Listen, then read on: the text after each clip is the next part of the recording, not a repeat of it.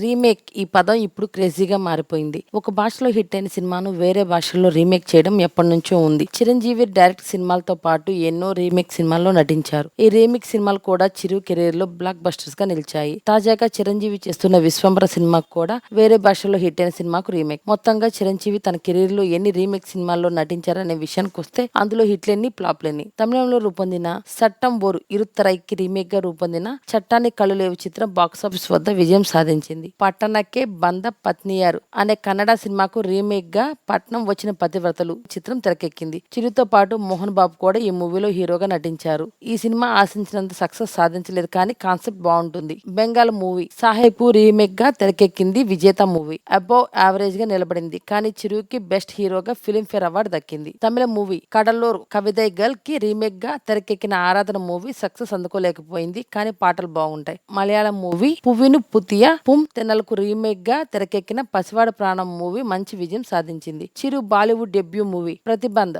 తెలుగులో super hit అయిన రాజశేఖర్ హీరోగా నటించిన అంకుశం కి రీమేక్ అన్న సంగతి తెలిసిందే. అయితే ఈ మూవీ పెద్ద సక్సెస్ కాలేదు. అనురాగ అరలిత్తు అనే కన్నడ సినిమాకు రీమేక్ గా గరానా మొగుడు చిత్రం తెరకెక్కింది. ఈ మూవీ బాక్సాఫీస్ వద్ద సూపర్ హిట్ గా నిలిచింది. ఈ మూవీ టాలీవుడ్ లో మొదటి 10 కోట్లు కలెక్ట్ చేసిన మూవీగా రికార్డ్ సృష్టించింది. మలయాళంలో హిట్ అయిన హిట్లర్ సినిమాని చిరు హీరోగా అదే టైటిల్ తో రీమేక్ చేయడం జరిగింది. ఈ మూవీ టైంలో చిరు వరుస ఫ్లాపులతో ఉండగా హిట్లర్ సూపర్ హిట్ అయ్యి బాస్ కి స్ట్రాంగ్ కంబ్యాక్ అందించింది. తమిళంలో వచ్చిన నట్పు కాగాకి రీమేక్ గా తెరకెక్కిన స్నేహం కోసం మూవీ యావరేజ్ రిజల్ట్ తో సరిపెట్టుకుంది. తమిళంలో రూపొందిన రమణాకి రీమేక్ గా తెరకెక్కింది ఠాగూర్ చిత్రం. తెలుగులో బ్లాక్ బస్టర్ గా నిలిచింది. హిందీలో హిట్ అయిన మున్నాబాయ్ ఎంబీబీఎస్ కి రీమేక్ గా తెరకెక్కిన Shankar Dada MBBS movie తెలుగులోనూ success అందుకుంది. కమింగ్ టు అమెరికా అనే అమెరికన్ మూవీ స్ఫూర్తితో రూపొందిన రాజా విక్రమార్క మూవీ బాక్సాఫీస్ వద్ద ఫ్లాప్ గా మిగిలింది. తమిళ తెలుగు భాషలో హిట్ అయిన జెంటిల్ మ్యాన్ హిందీలో అదే పేరుతో రీమేక్ చేయగా ఈ మూవీ ఫ్లాప్ అయింది. హిందీలో హిట్ అయిన లగే రహు మున్నాబాయ్ కి రీమేక్ గా తెరకెక్కింది శంకర్ దాదా జిందాబాద్ మూవీ, కానీ